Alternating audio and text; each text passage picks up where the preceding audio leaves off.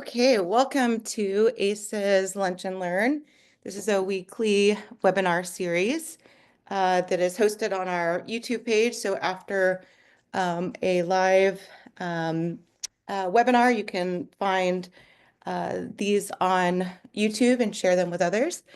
And if you have ideas for topics for Lunch and Learn, you can email me, Steph Shear, steph@safeaccessnow.org, or you can send a message to our general email, info@safeaccessnow.org. The idea of these webinars is, there's so much happening, and I think one of the things that I've noticed is that within the medical cannabis movement and I guess cannabis policy areas in general, we don't really take time to really, take a deep dive beyond headlines. And I think, many of us, like myself, have been working on this issue for literally decades. And sometimes we forget that, that to other people, it sounds like we're speaking in parentheses, that we're not always, bringing in, new people who want to join the movement and explaining sort of why we do the things we do, how we do them, why we use some strategies and not others. And so ACE's Lunch and Learn webinar series is, a way for us to each week spend, half an hour diving into specific topics. So happy to expand that to make sure we're making this a space that's useful to all of our advocates.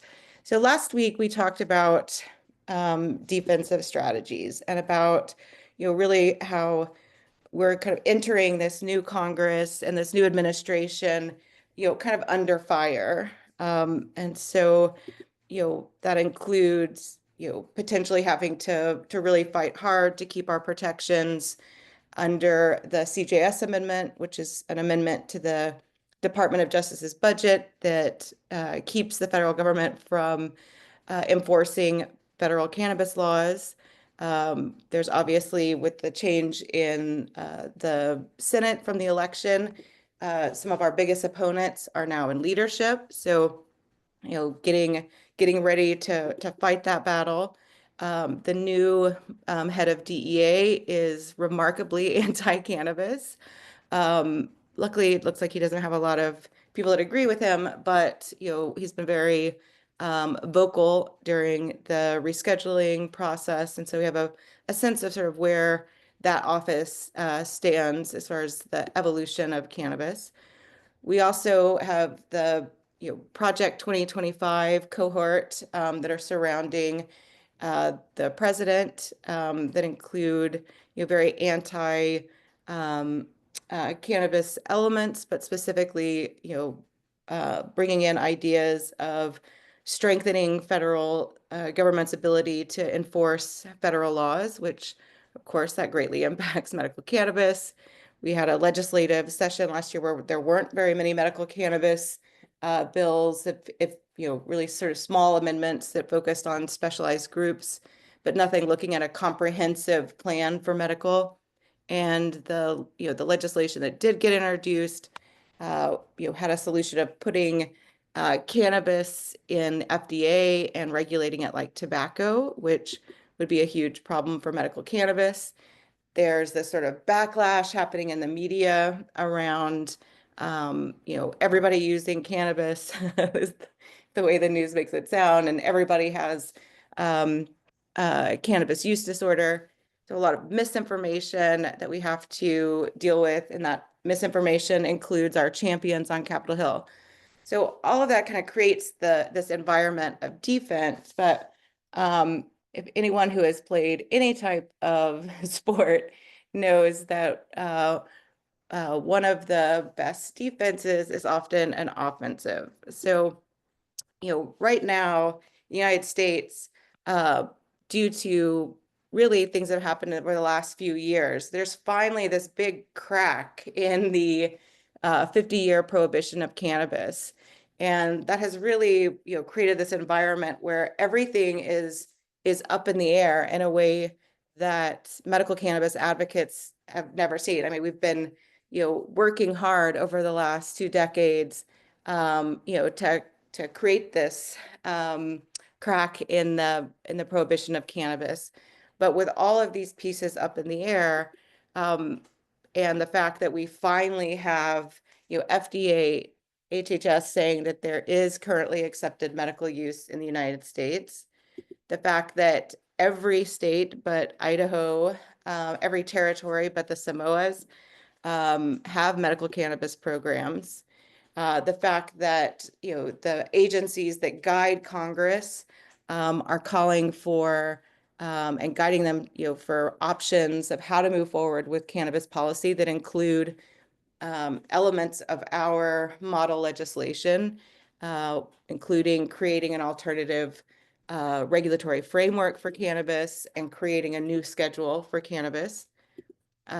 We have uh, bipartisan support. While we didn't pass any legislation in the last Congress, in the 117th, the Congress before this last one, we did pass comprehensive research legislation that was led by a bipartisan effort. And there are, definitely Republicans who agree with medical cannabis.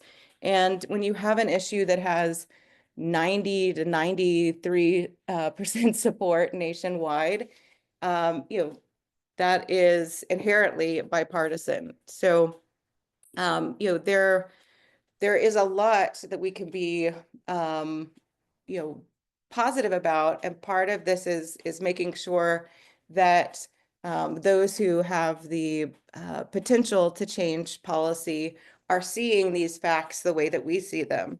So, for instance, there's a lot of news about people using cannabis on a daily basis more than alcohol, which is a kind of weird comparison when you look at the medical use.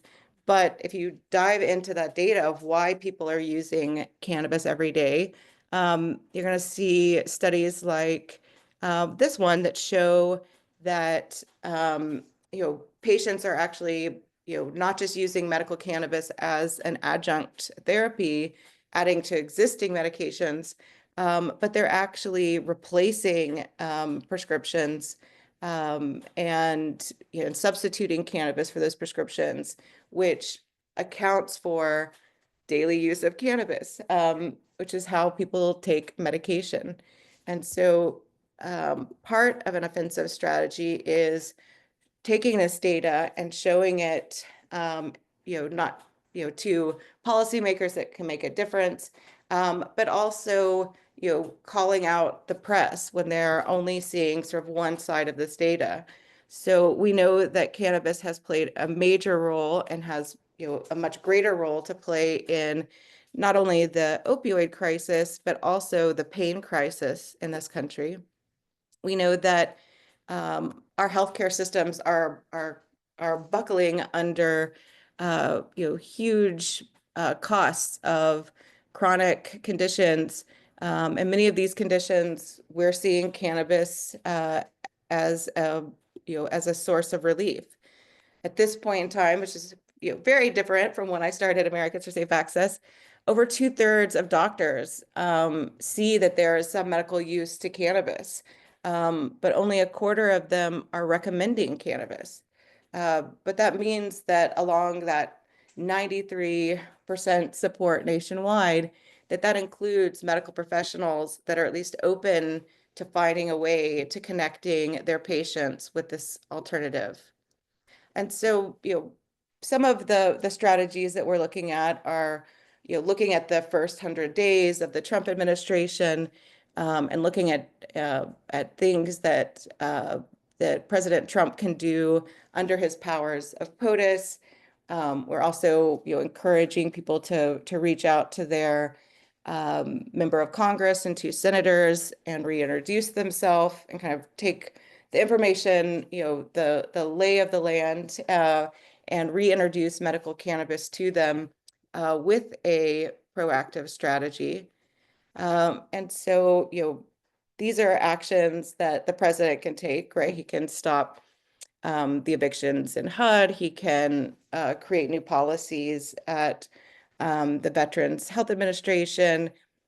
He can eliminate drug testing for cannabis within the Office of Personnel Management. I'm not sure if, if Musk has taken his drug test yet. But there's a lot of, potential outside of just the president telling these agencies to change these policies. But within these agencies, they can also be having a dialogue with the president to change them. And so, of course, we have our model legislation that we have been refining and working on for 2 decades. And we'll be working with Congress to introduce this. And part of describing our legislation and be able to get people on board to understand why we need to move forward is being comfortable explaining what we know and what we don't know about cannabis medicines. I think this is where our work can get really confusing and get really challenging. And so, when people who are used to working with prescription drugs or are used to working with sort of institutional health, ask medical cannabis patients and advocates about prescriptions or how this will work.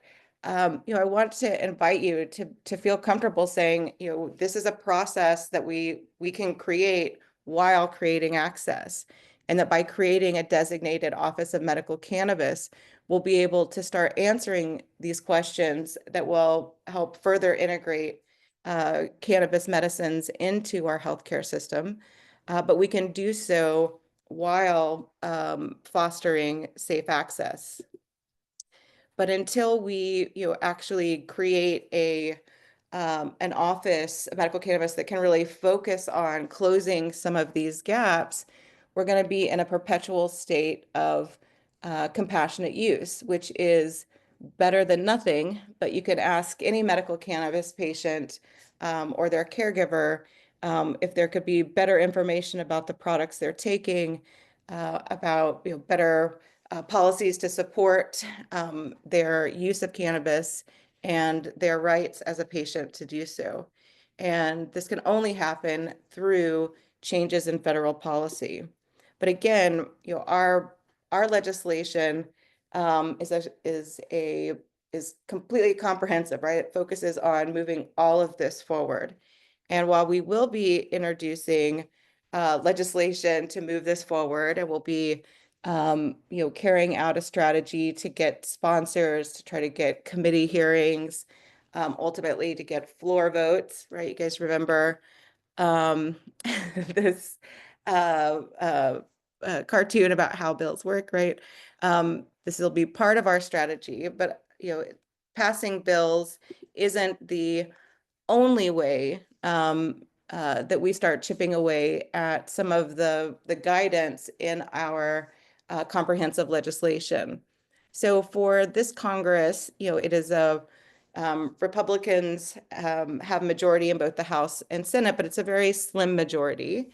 And part of creating a strategy to pass legislation, ASA staff, we've been pulling together the new members, identifying, who are champions, who are absolute opposition, and really looking at who's in the mushy middle and how to move them forward to support the legislation. But there are other things that are going to be coming before Congress that we've mostly talked about from a defensive strategy, which are the appropriations bills. So for every federal agency, they have to get their budget approved by Congress. And this is where we have, passed amendments to stop the Department of Justice from going after medical cannabis programs. But this, every agency that, could better serve patients, there's an opportunity to utilize appropriations to move some of these policies forward.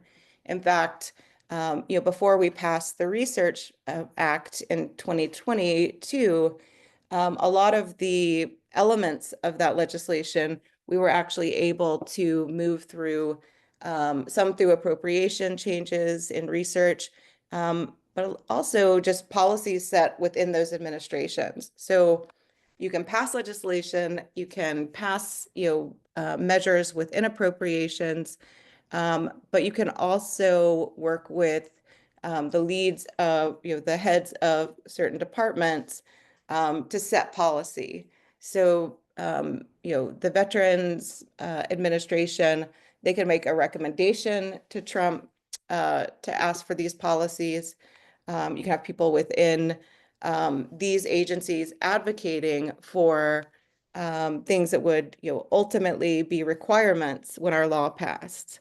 And so, part of an offensive strategy is having a clear picture of what you ultimately want, and then seeing, where are there avenues to move that forward. And so just like with the Research Act, we ultimately had to pass the entire comprehensive research legislation, but part of our ability to do that was that we were able to um, to to have some wins within the administration that made the legislation seem not as scary, right? A lot of the research barriers that are solidified in the Research Act, we were actually able to work within the Office of National Drug Control Policy, within DEA, to open the licenses before that was solidified in a requirement in legislation.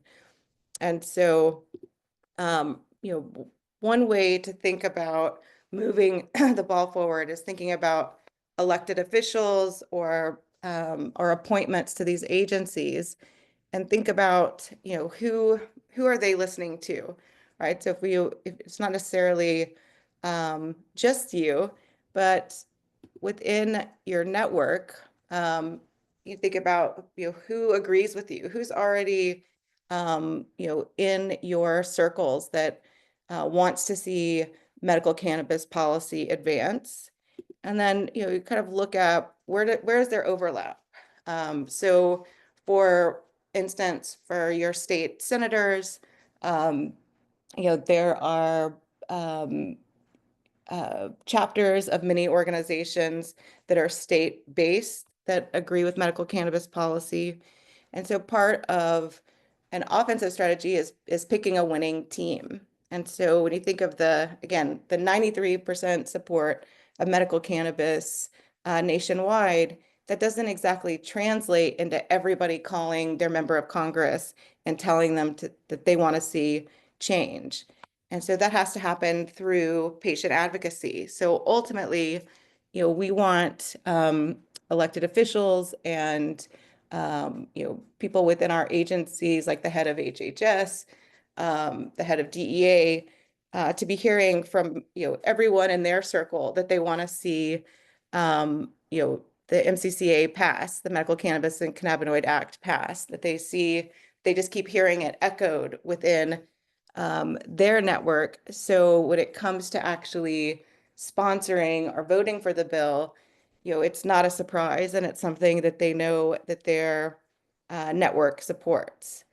And so, if you look at MS Society, Epilepsy Foundation, um, Leukemia Lymphoma Society, all of the major veterans organizations, all of them have, chapters or organizing affiliates within the state, within the county, within your communities.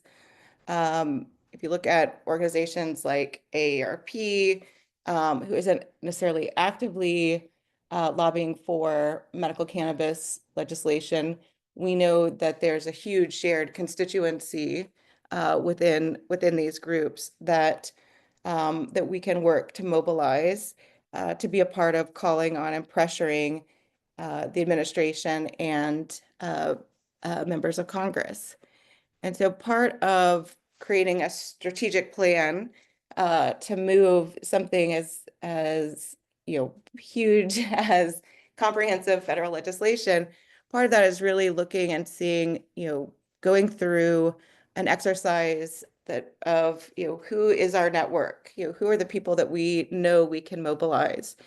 And, I think that a lot of times people try to spend most of their time, trying to convince that 7% that disagree with us. And I think, that is part of what you have to do, but only, um, uh, if you have the 93% mobilized with you.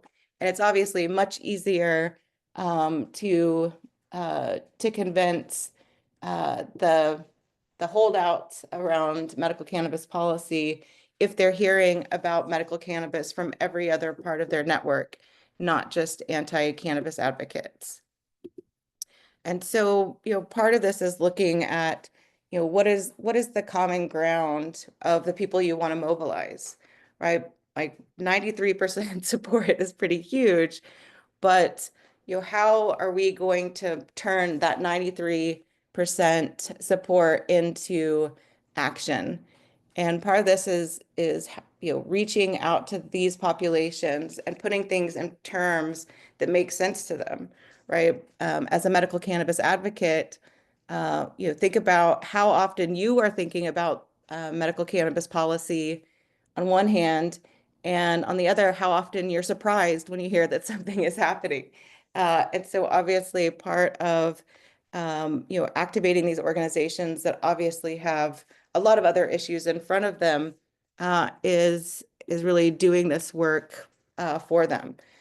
So this is a part of an organizing training that you can also find on our YouTube page, of explaining, how to address messaging for these target audiences. So, obviously, there's current patients and caregivers. We know that, out of the 6 million legal medical cannabis patients, only a tiny fraction of them are participating in policy discussions or are reaching out to their elected officials. So, we need to start with sort of our base and span out. Same thing with healthcare stakeholders. I'm not going to go through each one of these, but I just wanted you all to see that we've done some of this work for target audiences. But the part of organizing is really, spelling out how this issue impacts other target groups. Um, how does this impact, just the general public? And so once you've gone through this process, and again, I'm not going to go through each of these, but wanted you to know that this resource is available, that you can really then, organize your outreach, and, focus your messages on the audience that you're hoping to mobilize. And part of that is also, not just looking at the messages, but making sure that you're doing the work to reach those audiences. So think about all the different ways that you get news. For every community, there are different listservs, there are different websites, there's different podcasts, there are different op-ed opinion leaders where they hear information. And so, doing the work to kind of see, okay, who do your target audiences listen to? And if you think about this in your daily life, you do this, right? Like um, if you like a guy or a girl, you start looking at like who are their friends, how can you learn information about them? Who are they going to care about? And organizing, political organizing is just human. It's working with humans, and so you already know how to do this work. It's just doing it more of an organized manner. That means, really crafting your messages so that one, other people can hear it, but that it's clear what you want them to do. And, that you're putting it out in a way that is engaging and not just a barrage of information. And so that means, working with allied groups means, beyond just sending them a bunch of talking points about why medical cannabis should matter to them. It means really, listening to the issues that they're working on and seeing how, as allies, we can advance all of these issues. So, one of the allies that medical cannabis has had in the past has been, social justice organizations. And part of ACE's mission includes the fact that we will never create a new crime around medical cannabis. And that's how we serve as an ally, that as we remove criminal penalties from the use of cannabis, that we're not creating new penalties or new crimes. As we look at advancing medical cannabis research, we're looking at ways that organizations that represent rare diseases, that they're at the table and a part of shaping that research. And so again, part of this is looking at, once you sort of have a sense of those who will support our legislation, is how do we activate them and get them involved? And I think part of that is, of course, having, not just defensive strategies explaining all the things that we don't want, but being able to engage them in strategies of moving policy forward. And so we will be introducing our legislation in this session within hopefully within the first 100 days. We're still working on what that would look like. But in the meantime, we're working to get more organizations on board to endorse our legislation. And so if you work with an allied organization, this is the time to reach out and ask them to support the legislation. We have resources on our website to help you with that presentation. We have videos, we have educational materials, but we really need to approach leadership with a large coalition of individuals and organizations behind this comprehensive vision for medical cannabis, for integrating cannabis into our healthcare systems. So we have petitions for individuals to sign, and taking the time to really understand what this legislation does, what it doesn't do. We've created resources like FAQs to help you with your outreach. If there are questions you have that you don't see on here that would be helpful for you in your advocacy, let us know. I'm happy to create more of those resources. But I also want to remind everyone that this is definitely a cynical time in US politics. But at the end of the day, while it is true that corporations with resources have a lot more time to lobby Congress, that this isn't really a conspiracy, right? That actually your members of Congress, your representatives, your 2 senators, they would prefer to hear from you. And in fact, they would actually put more weight in hearing from their constituents on issues than lobbyists. But if they are not hearing from you, and there is an issue coming up that they have to vote on or they have to look at, they are going to listen to the last lobbyist that came into the office to talk to them. And so, right now, our biggest enemy for medical cannabis is non-participation. If the 93% of people who supported medical cannabis talk to their elected officials about moving this forward, we could get this passed tomorrow. And so if you haven't talked to your senators or your representative, then who is going to, right? And I will tell you who is talking to them: anti-cannabis groups, cannabis business lobbyists, drug testing companies, law enforcement. They are talking to your members of Congress about cannabis policy.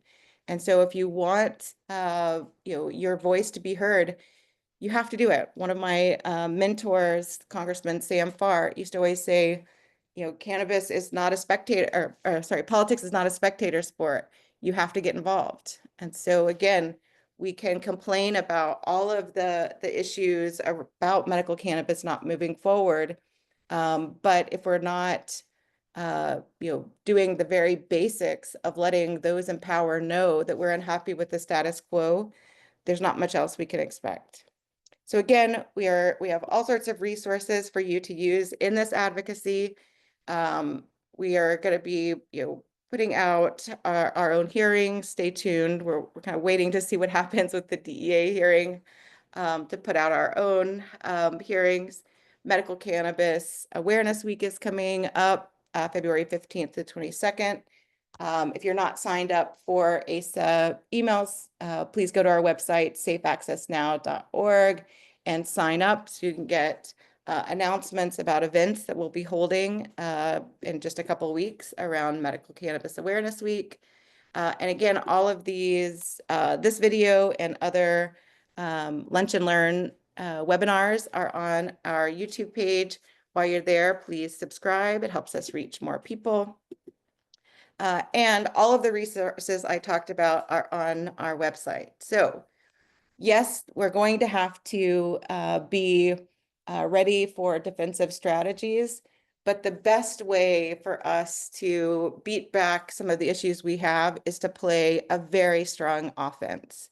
So if you haven't done anything proactive yet around medical cannabis at the federal level, this is the year to do so. So go find your pom-poms, get out your gear, and make sure that when you see a message from Americans for Safe Access, our allies, asking to take action, that you take action. Often we're asking for a couple minutes of your time, and if you want to give more, now is the time to do so, because we have created a crack in the prohibition of cannabis, but it's not going to just stay empty, and something is going to fill that space. And so if we want, the what is built up on the foundation or the rubble of the war on drugs to include safe access for patients, then we're going to have to build what replaces it, because there are a lot of other people bidding for that real estate. So I hope you enjoyed Lunch and Learn, and I will see you next week.